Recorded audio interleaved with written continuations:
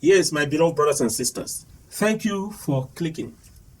In this word of exhortation, you will understand that you are an intercessor. And every one of us, we are indebted. We are owing the society. We have to do our best to play our own role. I guess I'm talking to a Christian. Every one of us, we are all ministers. We are all called into certain kind of offices. But in this video, you will capture the fact that you are indebted. I want to prove you that you are needed. Your part is lacking. I know you must have been praying.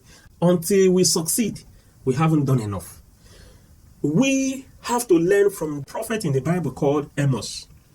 He was praying, and it was revealed to him that the land was about to crumble. There was a disaster coming their way.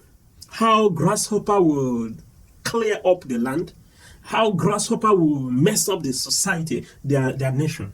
So, and that means, finally, you and me must have sensed some danger in our nations today. We must have seen there are evil handwritings all over the world. Some people are being used by the enemy, one way or the other, to manipulate the society. What is happening, I cannot tell you. I'm not a prophet. But one thing is, in this video, I want us to awake. I just want to call every minister, every child of God, every Christian, even if you're not a Christian, wake up, intercede. You cannot fight this situation. You cannot do more than what you are doing now. The only thing is provoke others to pray. If only we can pray, God will hearken. If the numbers of those praying exceed those that are complaining, it will be a different ballgame. The problem is that we complain, we don't pray. But only when we start praying, the ball will change. The situation will definitely change. Prayer is all we can do. It's all what we can do. But praying in a different way, not in a complaining way, but tendering the situation, standing in the gap. Make sure you are filling up the gap. Make sure as you pray for yourself, for your family, remember the situation of the country. Remember the condition where we are right now, or where we may be later. Satan can never sleep.